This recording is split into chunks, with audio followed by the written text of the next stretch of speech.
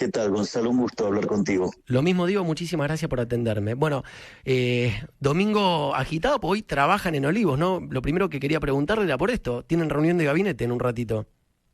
Sí, en un rato tenemos reunión de gabinete porque el día lunes eh, parte del equipo viaja a Davos, que voy a estar exponiendo, y Diana Mondino también, y Nicolás Pose y Luis Caputo tienen reuniones en Davos, y por lo tanto no estaríamos haciendo la reunión de gabinete del día martes, por lo tanto la adelantamos y la hacemos hoy domingo aquí en La Quinta.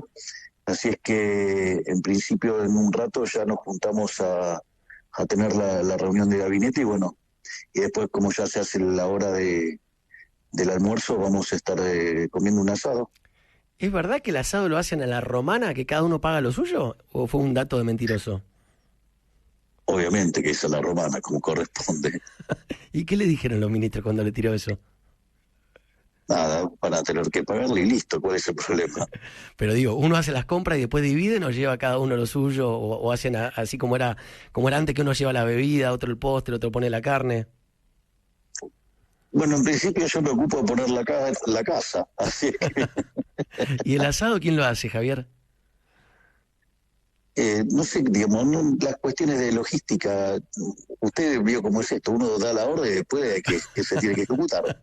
Está muy Es bien. decir, nada, no, pero hay personas que se ocupan de eso. Está muy bien. Bueno, nos ponemos un poco serios, pues bueno, hay una realidad que atender. Me imagino, usted está cumpliendo hace 4 días, pero digamos, para hacer en términos, números redondos, un mes como presidente de la Nación. ¿Cuál es su primer balance? ¿Cómo se siente como presidente? Digamos, en base a los resultados que va viendo, ¿qué sensación tiene? Nosotros estamos satisfechos con los logros que hemos alcanzado en este mes, porque básicamente, primero que recibimos un país al borde de un estallido.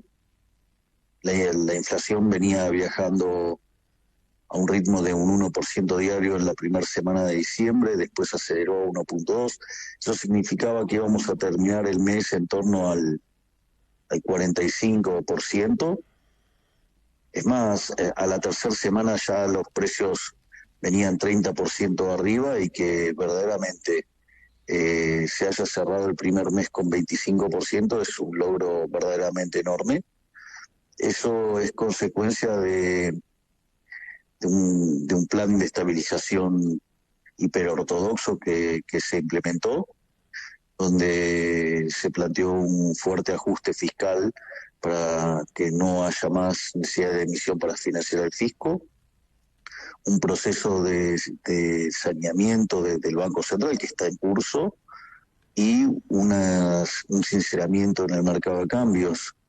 Y eso permitió acomodar expectativas, y la no existencia de una emisión que convalidara esa dinámica explosiva que había tomado la economía durante la segunda y tercera semana fuera abortada. O sea que en el plano macroeconómico se ha logrado por lo menos poner, digamos, un freno a esa dinámica Claro. explosiva. Digo, eso igual va a haber que seguir trabajando, porque todavía queda mucho reacomodamiento de precios relativos, y por lo tanto, digamos, vamos a seguir padeciendo alta inflación durante unos meses, pero si nos mantenemos en esta senda de la austeridad y del emperolijamiento y saneamiento del Banco Central, sin lugar a dudas vamos a Claro. lograr abatir la inflación.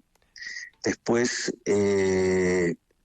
también impulsamos un conjunto de reformas estructurales sobre dos pilares. Uno es el decreto de necesidad y urgencia, que verdaderamente es algo revolucionario, donde es la primera vez que un decreto de necesidad y urgencia en Argentina devuelve libertades individuales, hace que las estructuras de mercado sean más competitivas, y termina con muchos negocios turbios de la política.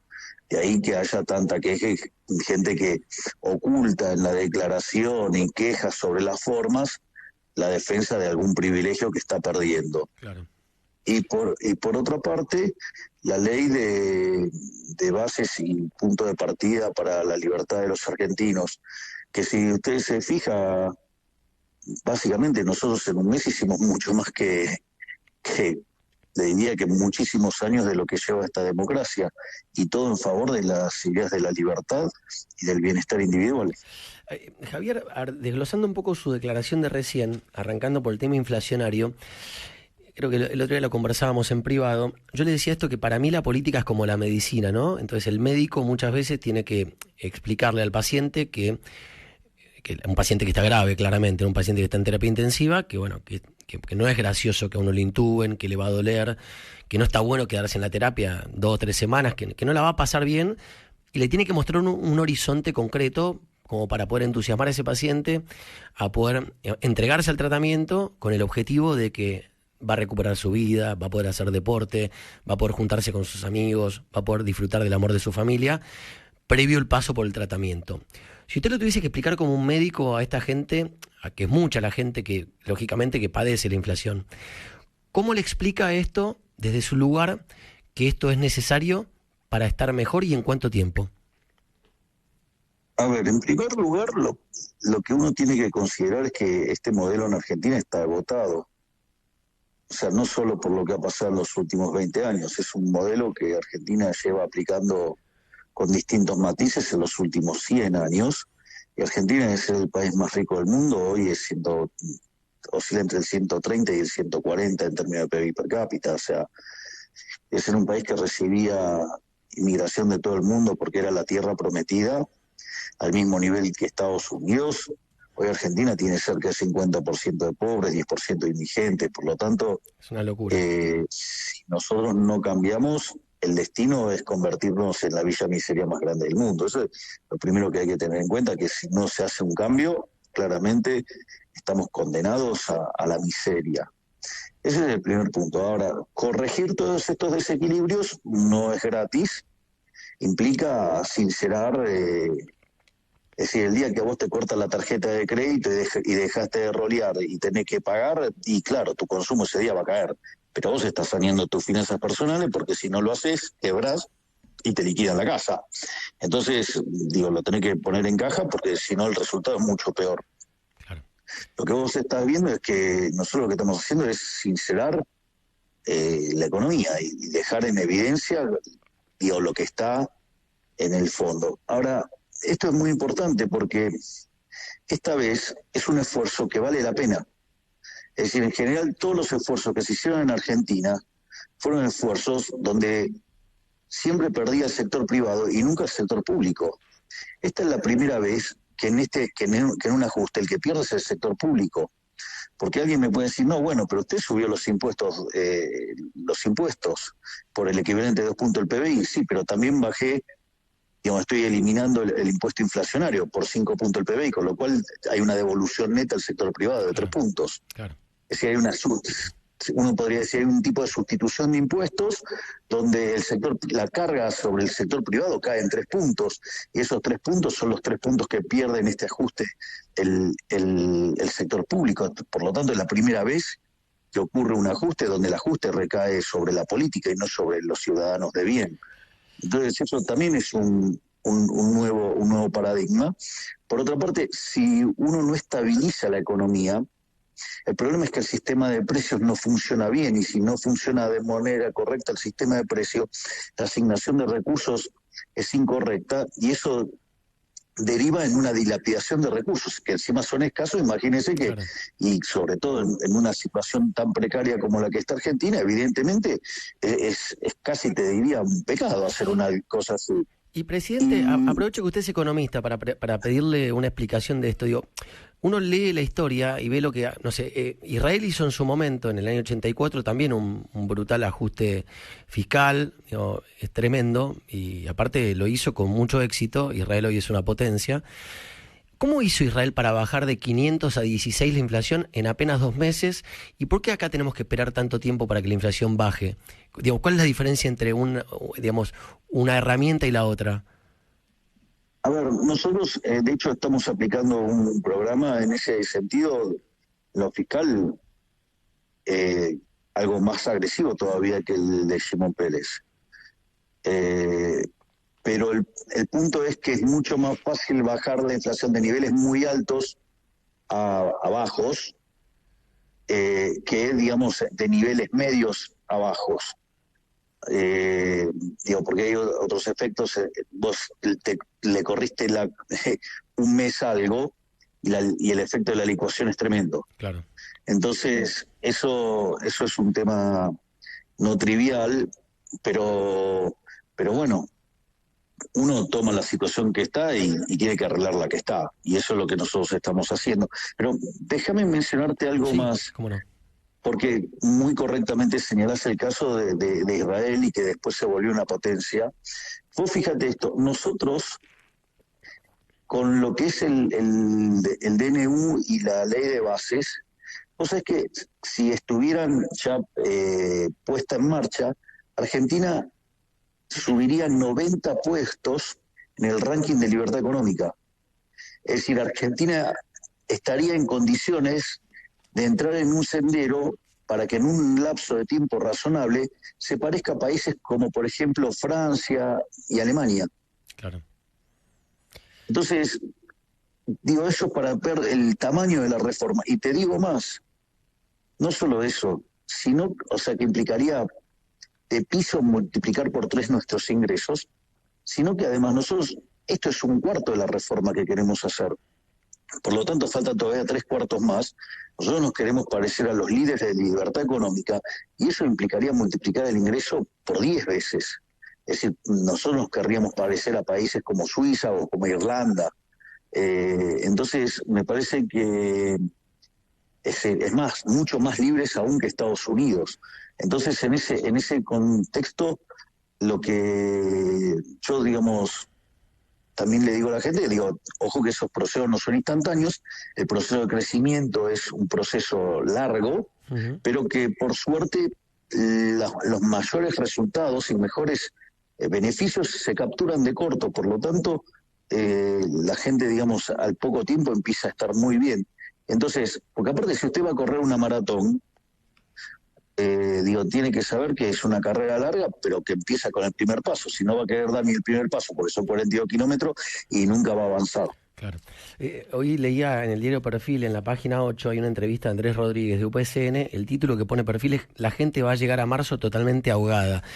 ¿Cómo, digamos, primero, qué tiene usted para decir de este tipo de declaraciones o este tipo de pronósticos, digamos, y si es así o si usted ve otro horizonte? Nosotros, a ver, bueno, que me proponga cuál es la alternativa. De seguir con el modelo de Massa y que, digamos, estábamos, digamos, a las puertas de una hiperinflación. Porque el punto es cuál es el camino alternativo, cuál es la alternativa. Es decir, es un, digamos, es tiene un nombre esa falacia, que es comparar contra el paraíso. Y sí, contra el paraíso todo es horrible. Claro. Pero el problema es si es factible o no acceder al paraíso. Entonces, estas personas suelen recurrir en esa falacia, porque la idea es, bueno, ¿cuál es el camino alternativo? Porque el camino alternativo es, ¿sabe qué, Gonzalo? A mí me hubiera sido mucho más fácil no hacer el ajuste, convalidar monetariamente, y ¿sabe qué? Y hoy estábamos con tasas de inflación arriba del 50-60%, y estábamos camino a una hiperinflación arriba del 15.000% anual. Claro. ¿Sabes qué? Eso hubiera dejado entre 95 y 98% de pobres, 50% de indigentes. Un mundo maravilloso, digamos. Probablemente ese es el mundo que defiende este señor. ¿Qué quiere que le diga? Y probablemente ellos le hubiesen puesto cuidados paliativos, emisión monetaria, por ejemplo, un plan platita o algo de eso para que, digamos, para evitar eso, porque que en definitiva es prolongar la enfermedad in eterno. Gonzalo, de hecho, estamos pagando las consecuencias del plan platita. Claro. De hecho, estamos pagando, es más, la política monetaria tiene un rezago de que oscila entre 18 y 24 meses. Nosotros estamos pagando los desaguisados de Massa, Guzmán, o sea, de todos los desastres que hicieron, en especial lo que fue el último tramo de Massa como ministro de Economía, tratando de volcar recursos artificiales y espurios para ganar una elección. Bueno, ahora, digamos, ahora hay que pagar la cuenta, ahora hay que pagar las consecuencias. Entonces, yo lo único que hice es contarle la verdad a la gente, es decir, y presentarle los distintos caminos.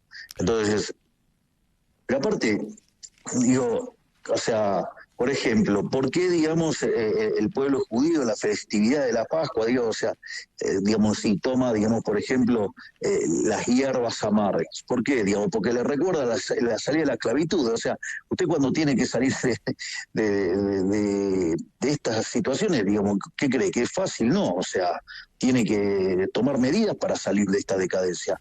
Bueno, eso tiene costos. Estaba viendo Eso, acá. digamos, es de una persona aceptarlos, porque si no, no cambiamos más, si no, nos convertimos en la villa miseria más grande del mundo. Estaba viendo acá la inflación de otros países de la región, y lo digo con mucho respeto, pero países que no tienen como nosotros 5 regiones climáticas, no tienen ni geográficas tampoco, no tienen una plataforma oceánica, no tienen vaca muerta, no tienen litio, no tienen energía eólica solar, no tienen nuestro patrimonio cultural también, tenemos escritores, artistas, tenemos un papa argentino, tenemos a Messi, un montón de cosas que nos hacen un país rico. Ahora miro la inflación, por ejemplo, de Brasil, anual 3,7, la de Chile 3,9. No sé, quiero recorrer, digo, los países de la región. Guatemala 4,2. No sé, voy a tratar de ya, los tengo por orden alfabético. Paraguay 3,7. Y la verdad que me da mucha envidia. Digo, ¿por qué países con mucho menos recursos que nosotros tienen inflación normal y un país tan rico como el nuestro tiene una inflación de 211,4? Bueno, en primer lugar es porque no hay una relación entre tener recursos e inflación. O sea, eso, no hay una relación entre eso.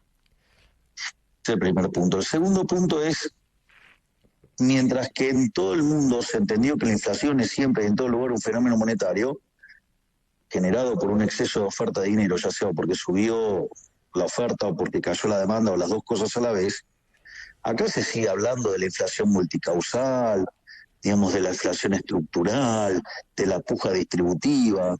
Es decir, acá se atrasa, no sé, pero te diría que por lo menos 70, 80 años en la calidad de la discusión inflacionaria, y por eso seguimos teniendo inflación. Entonces, hasta que vos no dejes de emitir dinero, porque en la inflación vos podés tener dos interpretaciones. Vos tenés una interpretación que era previo a la aparición de Keynes, que era que la inflación era la pérdida de poder adquisitivo del dinero. Y tenés una interpretación después de la aparición de Keynes, que es la suba generalizada de los precios. Parece algo bastante parecido, pero no lo es, porque en el primer caso el problema está en el Banco Central, en el segundo caso el problema son los empresarios, los consumidores, todo menos los políticos. ¿Y vos cuál crees que es cierta de las dos? La primera es una pérdida de poder adquisitivo del dinero. Entonces la pregunta es, ¿por qué entonces Argentina emite tanto dinero? ¿Y sabes qué vas a encontrar atrás de por qué emite tanto dinero? Y porque tiene déficit fiscal. Claro. Entonces el problema es que los políticos gastan demasiado y gastan por encima de los recursos que disponen, y consecuentemente son una máquina de generar inflación, y claramente esa distorsión que causa la inflación en el sistema de precios termina penalizando el crecimiento económico. Sabe que obviamente era de esperar, mucha gente escribiendo, comunicándose con Radio Mitre. Les recuerdo a todos, estamos hablando con el presidente de la Nación, Javier Milei. Le quiero trasladar algunas preguntas que con mucho respeto hacen algunos oyentes. Por ejemplo, Daniel dice: Gonzalo, preguntale al presidente, por favor, si puede contarnos qué va a hacer con los jubilados, con el tema del costo de los remedios y los alimentos. Y Irene pregunta también por temas jubilados, ¿cuándo van a hacer una nueva fórmula para los jubilados en vez de dar aumentos discrecionales? Pues según su mirada, eso, los que cobran la mínima se ven perjudicados.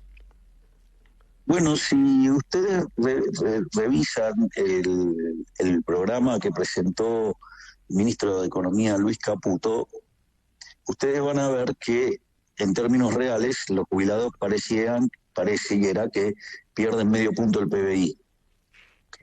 Ahora, y eso es el motivo por el cual nos están atacando. Ahora, con la fórmula actual, los jubilados estarían perdiendo 2 puntos del PBI. Y gracias a las medidas que nosotros estamos poniendo en corrección, le estamos permitiendo recuperar a los jubilados 1,5 puntos. Claro. O sea, con lo cual nosotros estamos... es más, de hecho, también hay cuestiones de medidas en el plano social, y que de hecho fueron destacadas por el Fondo Monetario Internacional, donde nosotros, si bien emprendemos un fuerte ajuste, estamos también teniendo en cuenta la contención social en estos aspectos, ¿no? Por lo tanto, o sea, estamos haciendo con los recursos que hay lo mejor que podemos y tratando de minimizar los daños con especial cuidado en los sectores más vulnerables de la sociedad. El otro día el ministro Caputo, cuando anunció el acuerdo con el fondo, hablaba también de qué pasaría en la Argentina si no se aprueba la ley Ómnibus. Y, digamos, lo que planteó es que en caso de que no se apruebe la ley, hay como un nuevo programa de ajuste, un poco más profundo. ¿Puede explicitar eso, presidente, por favor? Claro, si la ley no avanza, nosotros estamos... El déficit cero no es negociable. Como sea. El déficit cero no es negociable. Es decir, no importa qué pase alrededor, el déficit cero no se negocia. O sea, vamos a déficit cero. Entonces, porque nosotros entendemos que el origen de todos los males es, digamos, el Estado, o sea, el déficit y los políticos generando déficit fiscal. Por lo tanto, el déficit cero no se negocia. Y si nosotros nos encontramos en un contexto más adverso, ya sea o porque tiene que caer más la actividad o porque baja menos la tasa de interés, o tuviéramos un menor acceso a los mercados de capitales, eso haría que la economía tuviera menos recursos y por ende, como no se negocia el déficit cero, digamos, el ajuste que habría que hacer sería mayor. No es lo mismo si vos recuperás rápido que si recuperás lento. Por eso, pero nosotros no estamos dispuestos a negociar eso. Entonces, si cuanta más mayores dilaciones, mayores tonterías que se hagan desde la política, el mercado te pasa la factura. Uh-huh. Es decir, el mercado en eso es implacable. Entonces, o se ponen los pantalones largos para que los argentinos estemos mejor, o el mercado nos pasa la factura. Nosotros de ninguna manera vamos a habilitar políticas que generen un desastre. Por lo tanto, nosotros, la austeridad es no negociable y los daños que sufra la población en profundidad y en tiempo están del lado del Congreso en si hace las cosas bien o si se dedican a hacer fulbito para la tribuna, mientras que le arruinan la vida a los argentinos, como han hecho en los últimos 40 años, sin dudas. ¿Esto significa, presidente, que, por ejemplo, sería subsidio cero a la energía del transporte? El subsidio se va a eliminar en 3 años, o sea, y eso está diseñado en el programa fiscal. O sea que en 3 años vamos a pagar tarifa plena, que sería más o menos como pagar hoy cuánto, digamos, para darle a la gente un panorama. Posible saberlo porque, digamos, las dinámicas nominales, claro, digamos, son bastante complejas de predecir, pero la cuestión no es cuánto va a costar. Digo, porque vos, a ver, si yo te digo, vos me decís, no, bueno, pero yo no puedo pagar por este sándwich más de 100 pesos. Entonces, si obligo a todos a pagar 100 pesos, ¿sabes lo que va a pasar? ¿Qué va a pasar? Es que nadie va a poder tener sándwiches. Entonces, me parece que hay una falta de comprensión de qué representa y cómo funciona el sistema de precios, que se creen que digamos, esto es muy claro, los kirchneristas, y esa vocación totalitaria que tienen de controlar precios, que es un avance sobre el derecho de propiedad, que la consecuencia de eso es la escasez. A ver, te doy un ejemplo claro. La ley de alquileres, ¿qué hacía? Regulaba el precio. Sí. ¿Qué es lo que generó?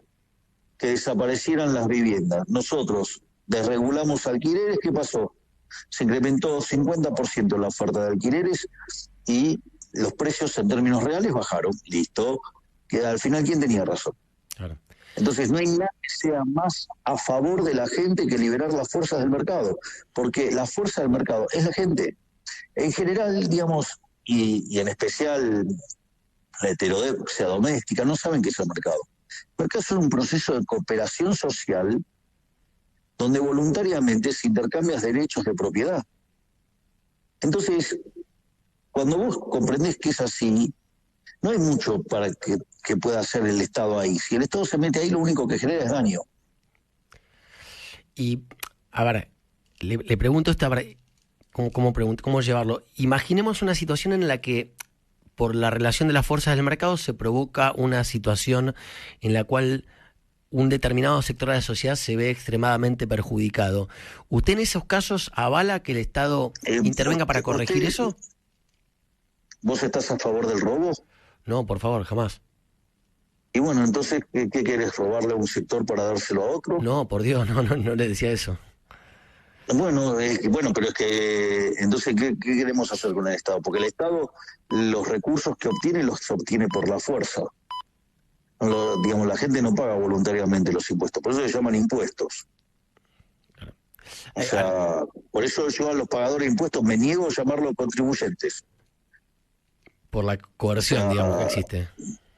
Y claro, digamos, porque si no los pagas vas preso, por eso, digamos, o sea, funciona de esa manera.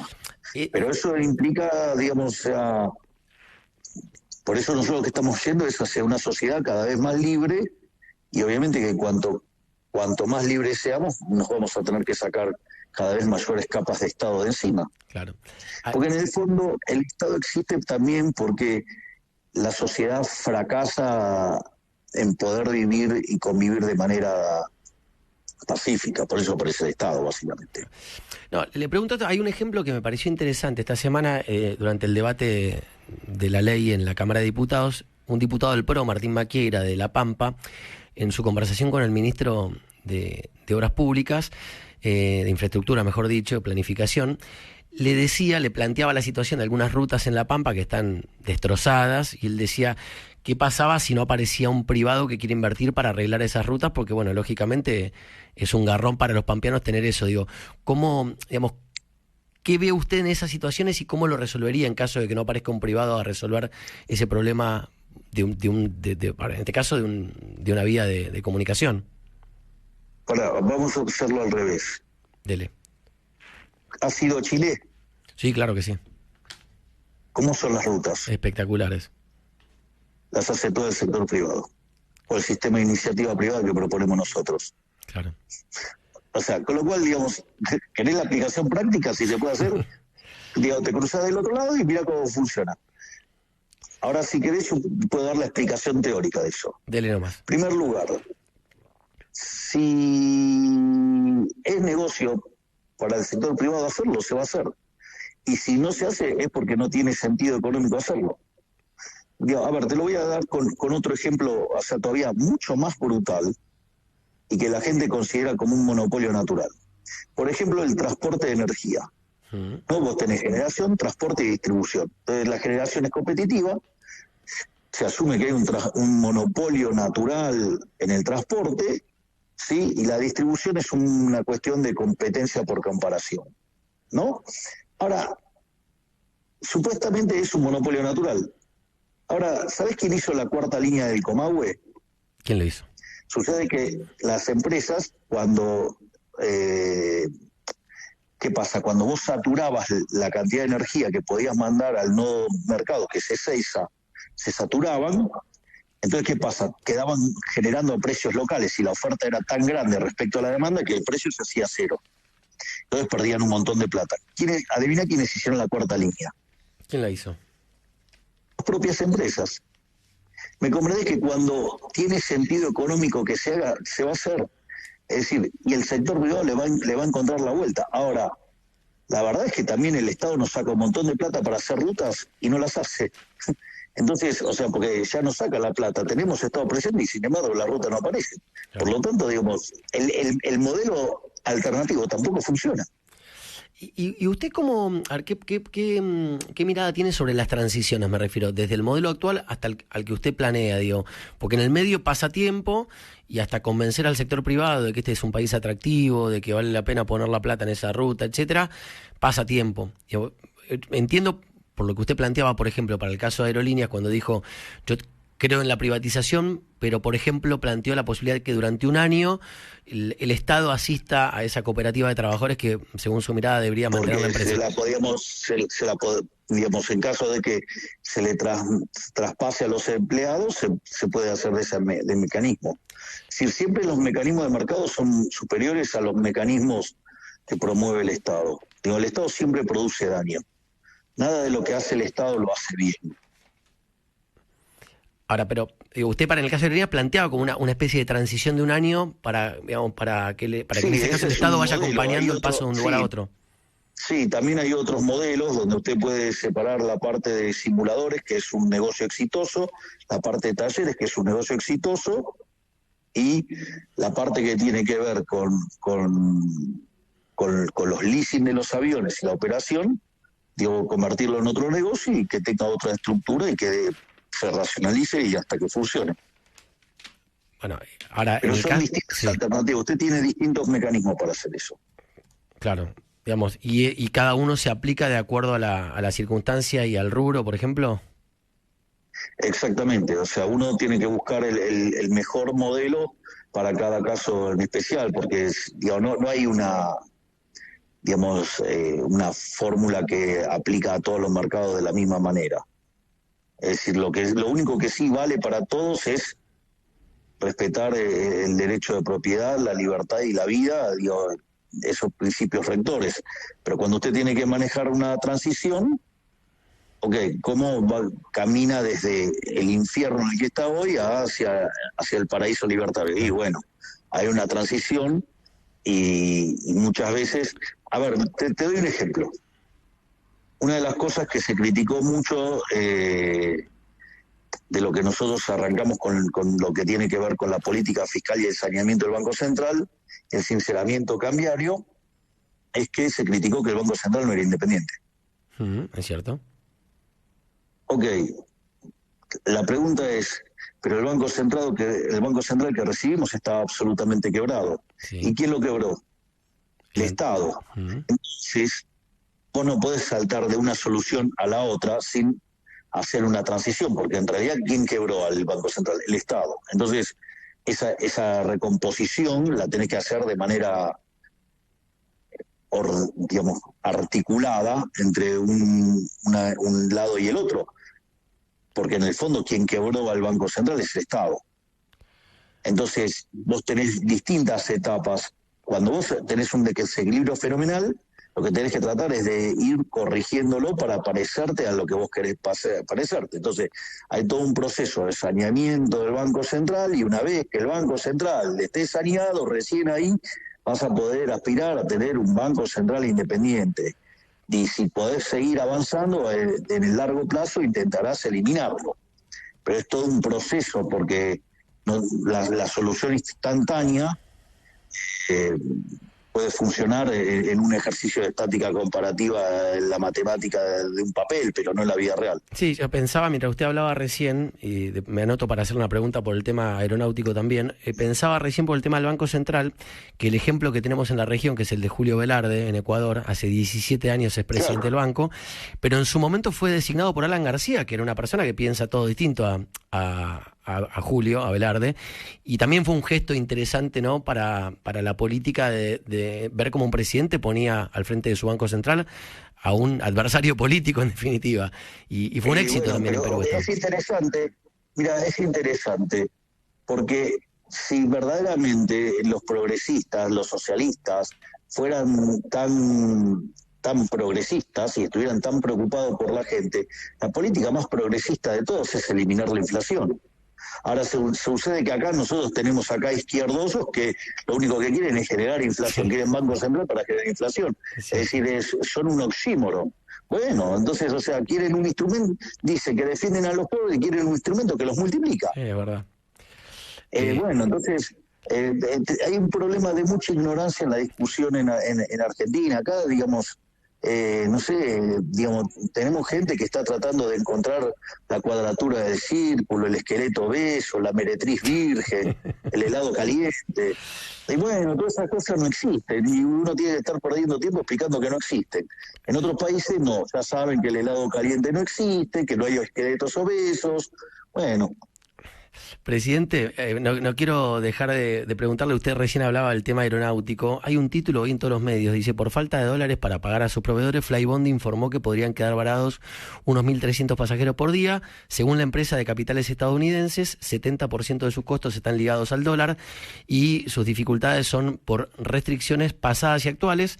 Los potenciales pasajeros afectados equivalen a un 15% del total que transporta la low cost. ¿Qué tiene para decirle a esta situación?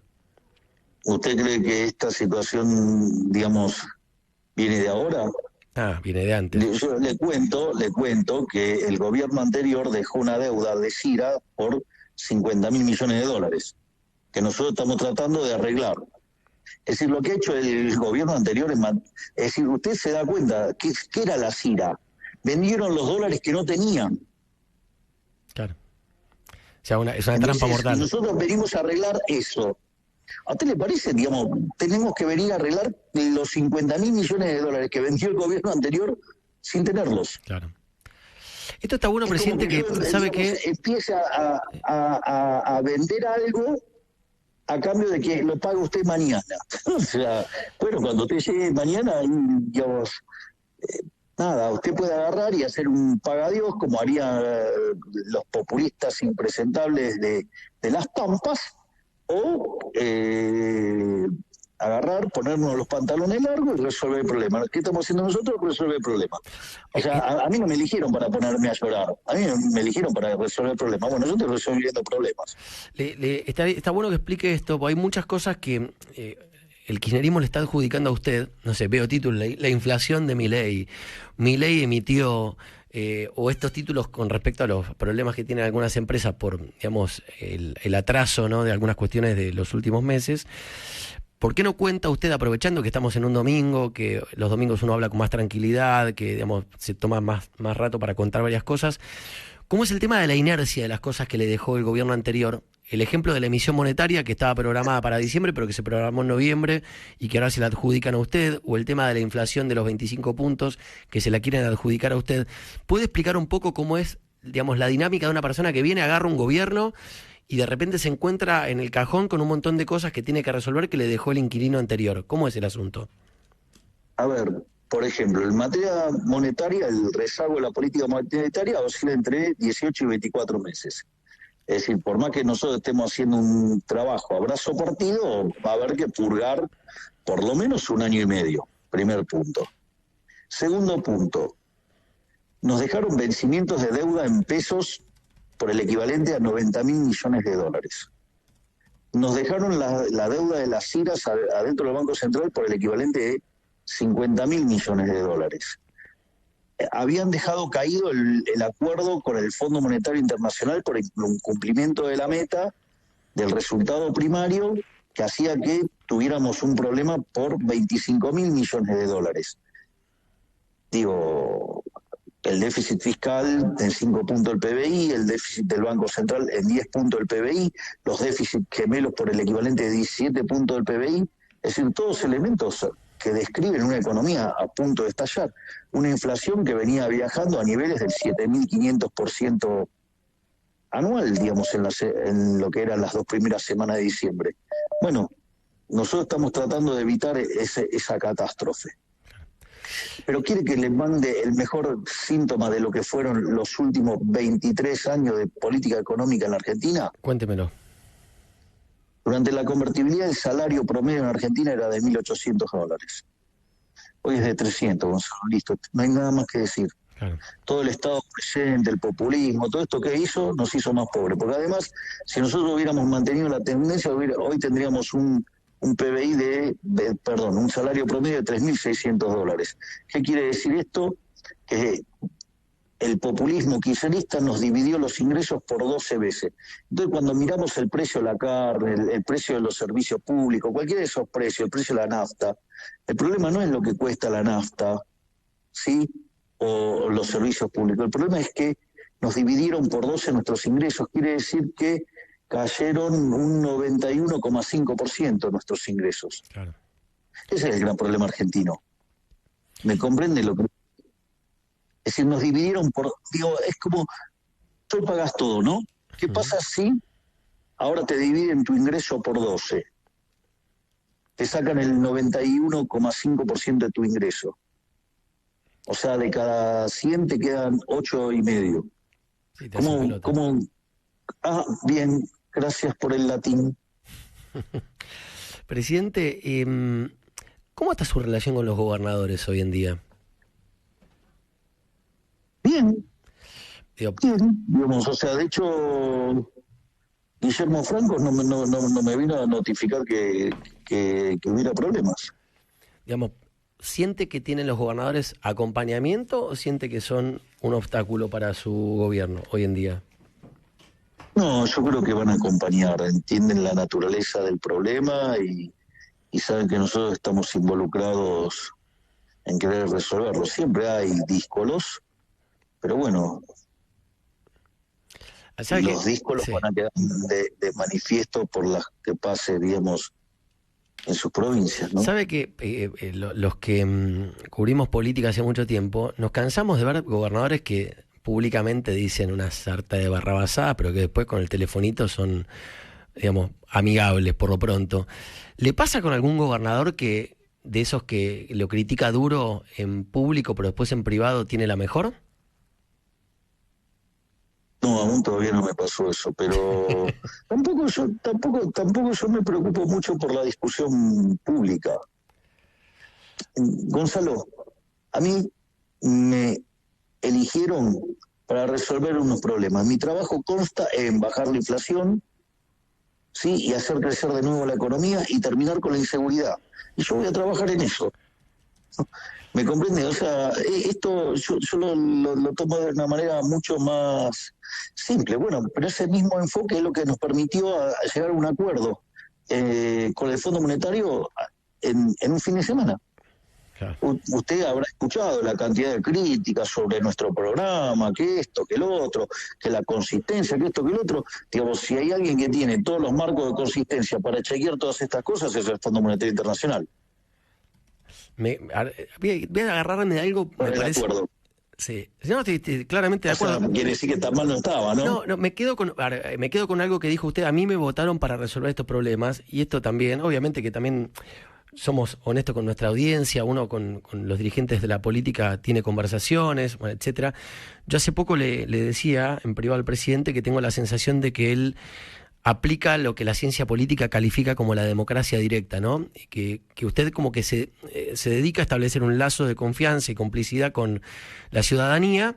Esta es una idea que en Estados Unidos acuñó el segundo presidente norteamericano, Thomas Jefferson, cuando planteaba esto de que el vínculo con la ciudadanía radica en los propios derechos de los ciudadanos y que en el medio no hay nada más que eso, ¿no? ¿Usted se agarra de eso, presidente, para poder tomar las decisiones que toma? Quiero decir, sabe que muchas veces son decisiones antipáticas, pero la bandera con la que se levanta todos los días es la que le dice que para eso lo votó la gente y con eso se sostiene. Exactamente, yo fui muy claro en mi... O sea, el caso nuestro es el primer caso en la historia donde un candidato gana diciendo que va a hacer el ajuste y que va a poner las cuentas en orden.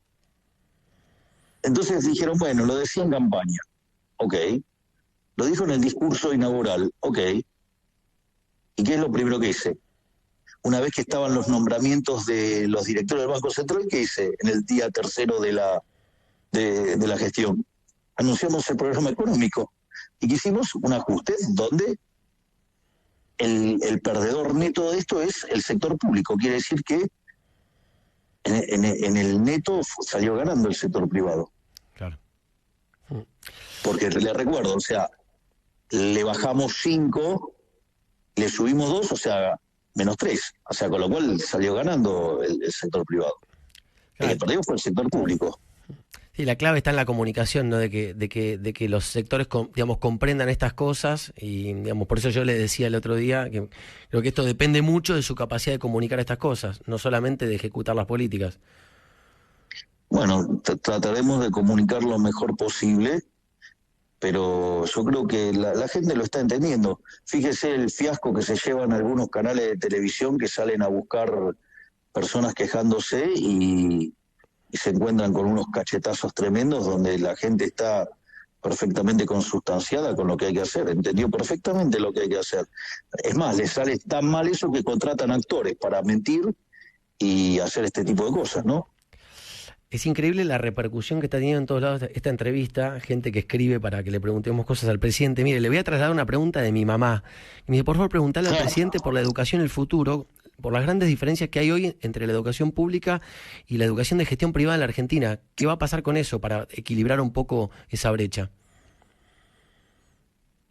Bueno, en principio nosotros desde el Ministerio de Capital Humano es la primera vez que ponemos en el centro de la discusión el tema. Y por eso nosotros lo que hacemos es enlazar lo que tiene que ver con niñez y familia, que es el momento en el cual se va desarrollando el cerebro, la contención en el plano de la salud, y que eso después permita acceder a la educación.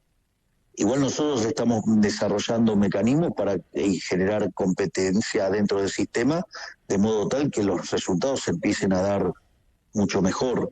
O sea, con lo cual nosotros estamos trabajando de manera intensa, pero no es solamente trabajar en la parte de la educación, porque, seamos sinceros, hay muchos establecimientos educativos, más que escuelas o colegios, son comederos, así de horrible como suena.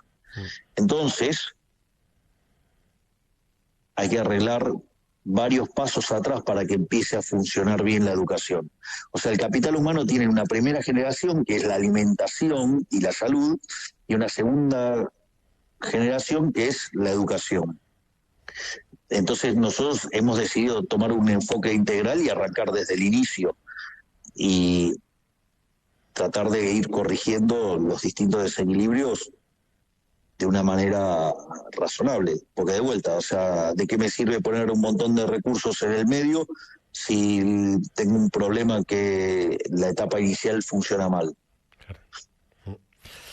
Presidente, retomando el tema de los gobernadores, hay cosas que están pasando con relación a algunas provincias y hay mucha gente que escucha Radio Mitre en esa provincia. Por eso quiero preguntarle, ¿escuchó a Quintela, el gobernador de La Rioja, hablar del tema del problema que tiene con la policía, echándole la culpa a la falta de transferencias que le hace el gobierno nacional a su provincia?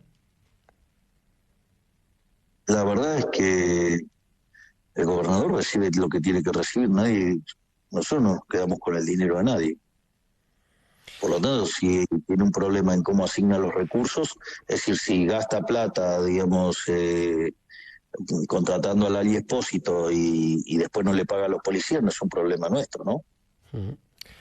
¿Y qué tiene para decir de esto? Vio que dice que probablemente tenga que emitir cuasimoneda la provincia de La Rioja, y aprovecho para meter también que hace poquito la Corriente Clasista y Combativa le propuso a Kicillof emitir cuasimoneda en Buenos Aires para pagar el plan Potenciar Trabajo. ¿Puede la Argentina volver a tener cuasimoneda o es una locura?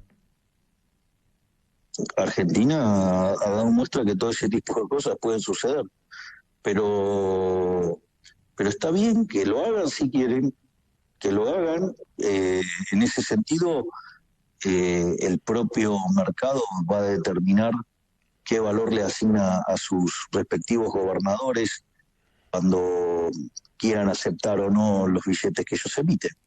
¿Pero no hay inflación con cuasimoneda, presidente? Usted que es economista, ¿puede explicar eso? Va a tener inflación en las cuasimonedas, pero no en pesos. ¿Y eso se puede transmitir a precios? Digo, si la gente usa la cuasimoneda para ir al súper, por ejemplo. Aquellos que reciban los pagos en las cuasimonedas de gobernadores irresponsables, claramente van a ver una pérdida de sus ingresos, es decir, lo que no les saca vía ajuste presupuestario se los va a sacar vía inflación en la cuasimoneda. Entonces la gente se va a dar cuenta cómo están siendo estafados por los distintos gobernadores que apliquen ese tipo de medidas. O sea, está bien la metáfora de que el que te regala la muleta es el mismo que te parte la rodilla, entonces. Exactamente. Sí, pero en el medio genera distorsión. A ver, lo voy a poner en estos términos. Mira, lo voy a hacer con un ejemplo, voy a tratar de ser fácil. Suponete lo siguiente, yo podría hacer que la factura de luz fuera cero. Uh-huh. ¿Sí o no? Sí. Ok, cero. Ahora, pero no cuesta cero.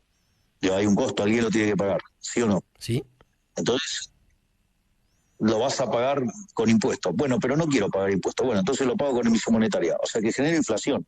Claro. Es decir, que en el fondo lo pagás, pero lo pagás con el impuesto inflacionario. Hasta ahí vamos. Sí, claro. Ahora, ¿qué pasa? La realidad es que vos estás distorsionando todo el sistema. Primero porque la inflación te distorsiona el sistema y por lo tanto la solución en la que vas a estar mucho peor, porque el sistema está distorsionado en precios. Pero además, vos tenés distorsionado el precio de la energía, donde generás una demanda mucho más grande que la que tendrías en condiciones normales. Es una bola de nieve. Por lo tanto, exacto. Entonces, la pérdida de bienestar que vos tenés por mentir los precios es muchísimo más grande. Entonces, en realidad, las provincias tienen un problema presupuestario. Entonces, si no quieren hacer el ajuste que corresponde, bueno, y quieren emitir cuasimonedas, vos no vas a crear riqueza imprimiendo billetes. Claro. Eso es como creer que, ¿me entendés? O sea, suponete que vos preparaste hoy tallarines para el almuerzo. Sí. Y van a ser 4 personas. Caen 8. Te hago una pregunta. Si vos le sacás fotocopia a los tallarines que tenés más alimento para darle de comer a los 4 nuevos. Y no, son de mentira. Y bueno, salvo que te puedas comer el papel. No, me río porque el ejemplo es brutal, entonces, pero es muy cierto, digamos. Yo no, siempre digo esto, porque yo no vengo de las ciencias sociales, el presidente es economista, pero pasé por varias materias de economía, tanto en la licenciatura como en la maestría, como en el posgrado. Pero todos los manuales de macroeconomía, de un lado y del otro, explican esto que dice el presidente, que no hay manera de bajar la inflación si no hay recorte del déficit y achicamiento del gasto. Digo, en eso están todos de acuerdo, tanto la izquierda como la derecha, en definitiva, desde la teoría por lo pronto, ¿o no? Bueno, pero parece que nosotros estamos dominados por simios que creen en los controles de precios, que creen que emitir no genera inflación, que la inflación es multicausal. Bueno, entonces, ¿qué quiere? Digamos, si usted aplica soluciones de simio, ¿qué quiere? ¿Resultado de Einstein? No, va a tener resultado de simio. Presidente, nada, para estos últimos minutos, primero agradecerle la charla que estamos teniendo, rebote por todos lados, empresarios, políticos, audiencia en general, familiares, todos destacando la posibilidad de poder conversar con el presidente con tanto detenimiento, una charla de domingo, agradecerle por su tiempo. Digo, me gustaría cerrar estos minutos finales, hubo mucha gente que tuvo mucha expectativa con el gobierno de Mauricio Macri en 2015. Y que después vio frustrada esa expectativa por un montón de cosas. ¿Cuál es la diferencia entre Javier Milei y su gobierno y Mauricio Macri y su gobierno? Shock versus gradualismo. Ahora, desarrolle un poquito más para que la gente lo escuche hablar del tema. Yo fui por la solución de shock cuando el presidente Macri fue por el gradualismo. ¿Y esa cree que fue la clave para que el gobierno de Macri, digamos, no le dé satisfacción a la expectativa que le había generado una parte importante de la sociedad? Claro, porque cuando usted hace un ajuste, ¿sí?, ese aumento del ahorro tiene que tener contrapartida de inversión. Entonces, si usted le dice, en una economía como Argentina, con todas las experiencias frustradas que trae en materia fiscal, donde de los últimos 123 años, durante 113 tuvimos déficit fiscal. De las 22 crisis que tuvimos, 20 tienen origen fiscal. Usted le va a decir, no, voy a hacer gradual. El inversor, ¿qué hace? Espera. Y eso le castiga el nivel de actividad. Entonces, fue una pena porque hubo un gran consenso y un gran apoyo en términos de fondeo internacional. Y si se hubiera hecho el ajuste de shock, hubiera claramente revertido la historia y hubiera hecho un gobierno, es decir, excelente. Pero bueno, se optó por la solución gradualista, se escuchó a muchas sirenas rojas, pero no por el rojo de las sirenas, sino de sirenas, de canto de sirenas rojas. Y bueno, así, digamos, el presidente Macri malogró su gobierno. El propio presidente Macri lo reconoce. Uh-huh. Fíjese lo que fue mi discurso de Asunción y el de Macri. Es decir, yo fui al hueso con la herencia. Claro. yo fui al hueso con un programa de ajuste de shock.